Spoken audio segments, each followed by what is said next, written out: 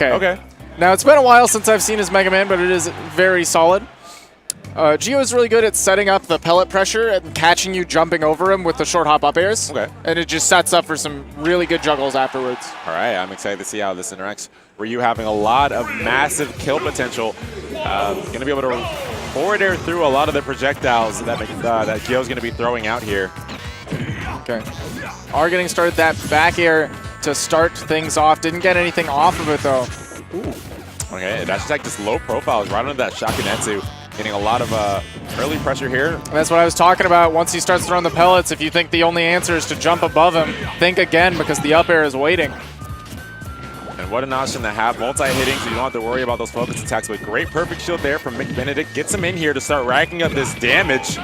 Okay, wow. Nice confirm. Going to be able to set up that Hadouken pressure after the light and medium down tilts. Yeah, and I like the option here from McBenedict. Once he gets Gio spaced out, he starts throwing out these Hadouken, starts throwing out these Shakunetsu, leading him into damage like that. That's going to get him a lot. All right. Gio very comfortable at the edge, though. Kind of like the opposite of what we saw from Red Tux. He's got the big guava style of Mega Man, where he'll sit at the corner and kind of force you in, and then use the opportunity that he makes with the up airs to find his way to the other side of the stage. And he's going to need some innovative play like that to get a lot right now. Great lead here from McBenedict. He's just one Shoryu, one smash attack away. And that's the classic day one Ryu bait, the whiffed forward smash into Shoryuken immediately after. It has very little cooldown. I've seen that so often today already. Yeah. People falling prey to that. It's the Ryu classic. Right? All right, but Gio showing him how it's done. Mega Man said this is what a real Shoryuken looks like. Yeah, landing it, getting that stock off, but still caught in a bad spot. You do not want to be on the ledge against that chicken wing. Once that up tilt connects, Ryu gains avenue to so much damage now off the stage once again, but I love the aggressive recovery there from Gio. You know, one or two more conversions from McBenedict, and Gio could easily be at kill percent. He's got to be really careful setting up this zone. Yeah, I love when Ryu's lead into that soft up tilt to the hard up tilt just to get some extra damage and send their opponent upwards. Lots of control still from McBenedict. Oh my gosh, really? Just runs up and does it, throws out that Shuri just to diffuse the pressure that was coming in from Gio. Gio just doesn't seem to have an answer right now. Yeah, he's having a little bit of trouble.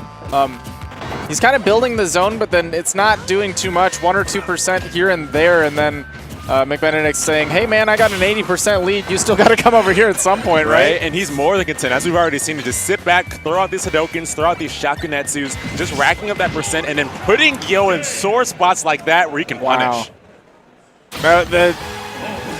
Throwing out the saw blade just a little bit too close, wasn't even safe on hit at that percent, it looked like, so McBenedict was able to just run up and shore you afterwards, catch whatever option Gio wanted to cover himself with. Exactly. Though I have not seen Gio's Rob in over a year. I knew the switch was coming in, and I'm really happy to see that it is Rob. We'll see what this Rob can do. He can set up a great space with that gyro, with the neutral specials coming out, those laser beams.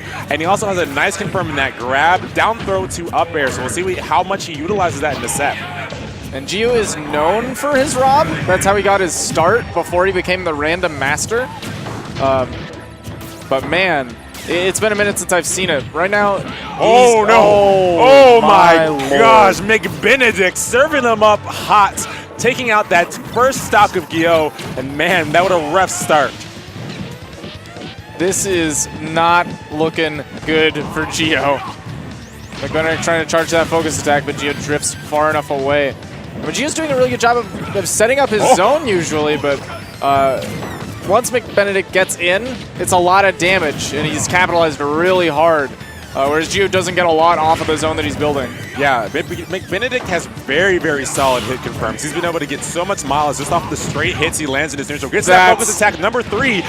Gets a lot of percent on Gio, and Gio's already looking into that losers bracket with as much percent that's already racked up on him against Ryu. Yeah, well overlapped in percent.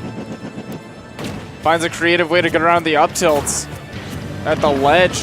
Pretty oppressive situation from Ryu. All right. Okay, nice. Uses the laser to set up for the up airs. Yeah, setting himself up with these projectiles, getting a nice projectile game running, but he's still at that percent where just one run up Shoryu will do it. Almost getting that back air, which would have gotten McBenedict to stage. Oh, looking for the punish, goes for the grab instead. All right, how will Gio find the landing? He doesn't. He finds a foot from Ryu. McBenedict coming out of nowhere and taking it. Wow, what a commanding game. So dominant. He was able to, he was really aware of what he needed to do to win that game.